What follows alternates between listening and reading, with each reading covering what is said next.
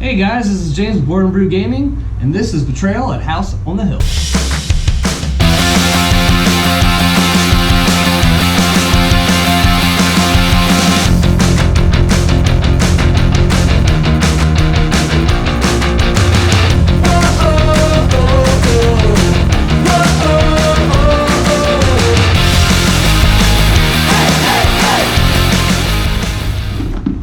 Well, I got my Oktoberfest here.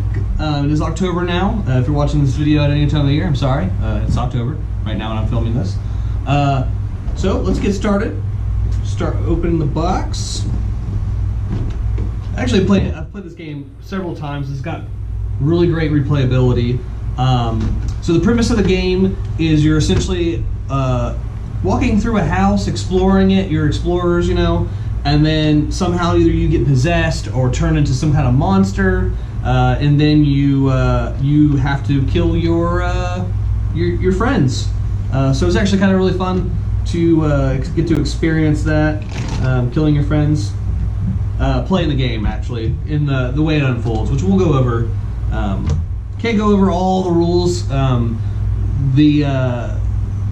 book has over 50 different versions, essentially, of the actual haunt phase, so the rules differ, but we will go over everything up except for those rules. Let me just sort all this stuff out. This was not put away properly.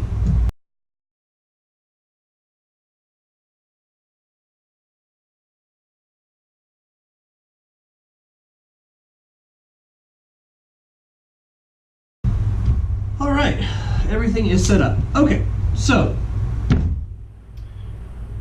you start off by every player at the game's 3 to 6 players, I believe. Where is this? Where is it? Where is it? Where is it? Where is it? Where is it?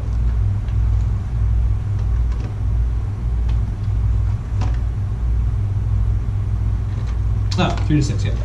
All right, it is. So you start off, the game is 3 to 6 players. You start off by selecting your person. Now each side is double-sided. I always prefer either Professor Longfellow or Father Reinhardt. I don't know why, just like old dudes, I guess. I don't know, it's weird. So you pick your character, and they all have starting values on their card. So let's say, for instance, we're playing Father Reinhardt, Ox Bellows, and Zoe Instrom. Okay, so you would set these values on the card. There are green numbers on either side. You can choose which one you want. Choose one character. They're all kind of different. So you start their values on the greens. You have 4 traits. You have speed, might, sanity, and knowledge. If any point after the haunt begins, if any of those go to 0, you're dead. During the gameplay, you'll have physical attacks or mental attacks. The physical attacks are speed or might, mental attacks are sanity or knowledge. You can split those up however you want to. So if I take damage, I can split them up between might or speed, up to me. But in the game, it will tell you make a physical attack or make a mental attack.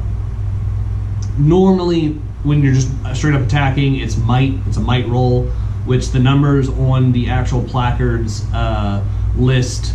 The numbers indicate how many dice you roll when it says make that particular roll. So, starting the game, we will have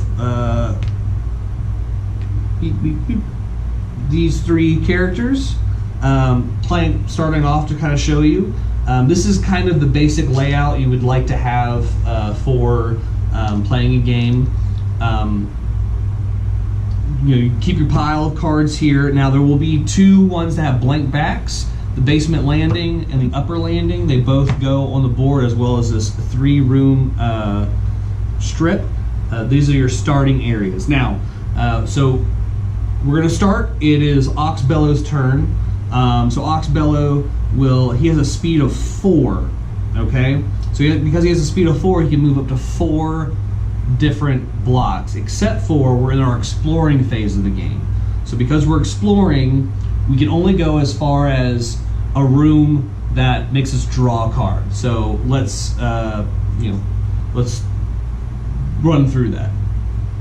So Ox is going to move. I'm going to move him straight over here to the right. Now I pull a card that has, I'm on the ground floor, that has the ground floor available.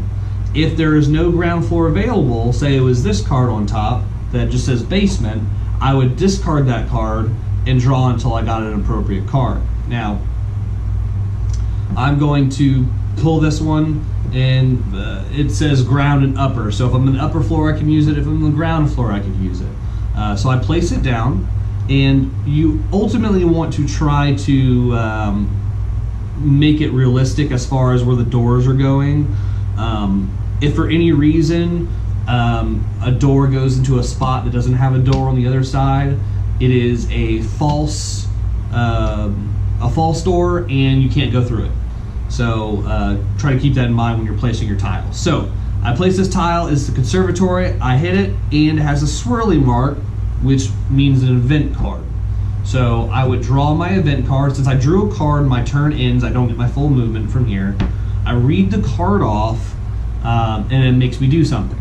Now, sometimes it can hurt you, sometimes it can gain you, but you have to make a, for the instance, this one is a knowledge roll. Well, Ox Bellows here isn't the brightest tool in the shed. Sharpest tool, or brightest bulb. You get what I'm saying. Anyways, so it would be a roll of a 3, and I need to get a 4 up. Well, I happen to get a 4, so I'm good there. Now, the interesting thing about these dice is they are D6s, but they have blanks, 1s, and 2s. That is it. So you're not going to get, if you need a high roll and you only get 2 dice, sometimes it's not possible, you just fail automatically. So let's move on. So, Father Reinhardt, going to move over here to the left. I got the patio. Patio goes, oh, I draw another event, and you keep going. Now, the game, this phase of the game keeps progressing until you find omens. So I will go through this until I find, okay, so abandoned room, when you see that little bird in the bottom left corner here, that means you draw an omen card. So I would place this card here, I would draw an omen card, the omen would let me do something, and it says make a haunt roll. All of the omen cards will say make a haunt roll. So what you do for a haunt roll is you draw, or you take 6 dice and you roll it. What you're trying to achieve, because you can keep track of them with this, so I have 1 omen, is you're trying to, once you get below the number available, so omens on the field, so I rolled a 2, 4, 6, 8, I rolled an 8, so we're good, we keep exploring. Had I rolled a 0, the haunt would have begun, which I would go to the Trader's Tome, I would open up to the very first page, the haunt chart, and it would say, you know, what omen did you find in what room? This is the haunt you use, or this is the haunter. The haunter would then go to that page, read the rules, and then progress from there. The survivors would all read their version of the rules and continue on as well. So, pretty much the exploring phase will continue in this manner. Each room, there are several different rooms out there. One of the coolest rooms to find is the elevator, the magical elevator that can go on any floor based upon your roll.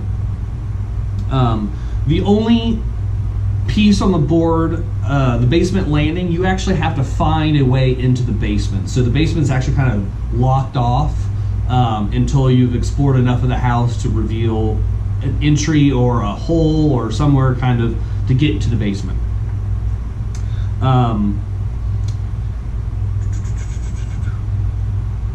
So you continue exploring the house until you've set up enough stuff and you've gotten enough haunts out there, or enough omen cards, excuse me, to keep rolling your dice, and as soon as you roll below, the haunt begins. Now you can still explore.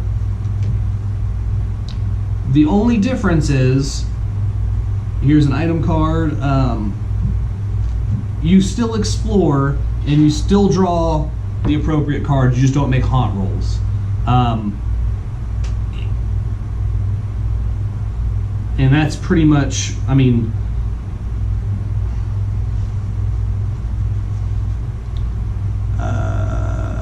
what else?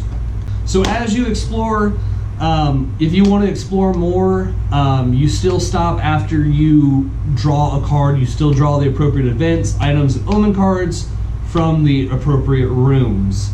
If it ever gets to a point where you're out of tiles for that room, you just can't explore anymore. And then at any point in time, you could turn around. I could still move, 4 ways. But when you're exploring, you're trying to kind of spread out and build the house up. So the house will always be different, and the game will always be, pretty much will always be different, which is really, really nice because it adds to a lot of replayability. The moving, once the haunt begins, say this little girl here is the enemy, it takes an extra speed to get past them. So if I wanted to move past her, I have a speed of 4, it'd be 1, 2, 3, and then I could go 4. So keep that in mind, and that's for every opponent. Say sometimes haunts can be multiple players. So say it's 2 against 1, it would be 1, 2, 3, 4. So every opponent you move past, you have to take an extra speed to get past them. And you just play until the victory conditions either have been met or not met, and or the haunt wins if he kills everybody, and the survivors win if they accomplish the mission and kill the haunt, or escape. And that's it's really cut and dry. It's you get a whole bunch of tokens. You can you have like special monsters. It just all depends on the mission. You can always drop items, pick them up. You have companions that can like the dog or a girl who can go out and like they're with you.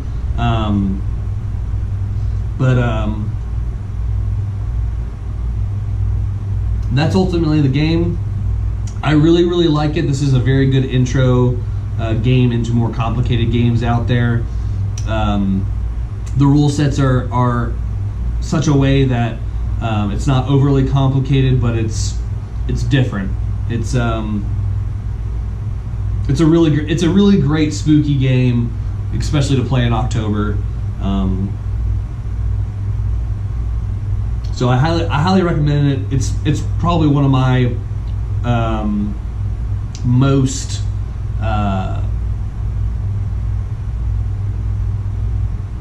what's the word? Dang it! Beep. It's probably the most recommended game that I in our board game library currently. So, Betrayal at House on the Hill. There are several different versions. They have like Betrayal at Baldur's Gate and whatnot. This is the base game. I do know there's an expansion that adds 50 more haunts and another level to your house. It retails for $50, I believe, and the expansion retails for $25. But between that, for $75, you're getting essentially 100 different games. So Betrayal at House on the Hill, highly recommend it. Pick it up. It goes great with Oktoberfest beer in October. So if you like this video and you liked the breakdown, please like and subscribe to our YouTube channel. It would be great to help us support, make more content, be engaged, and we'll see you next time.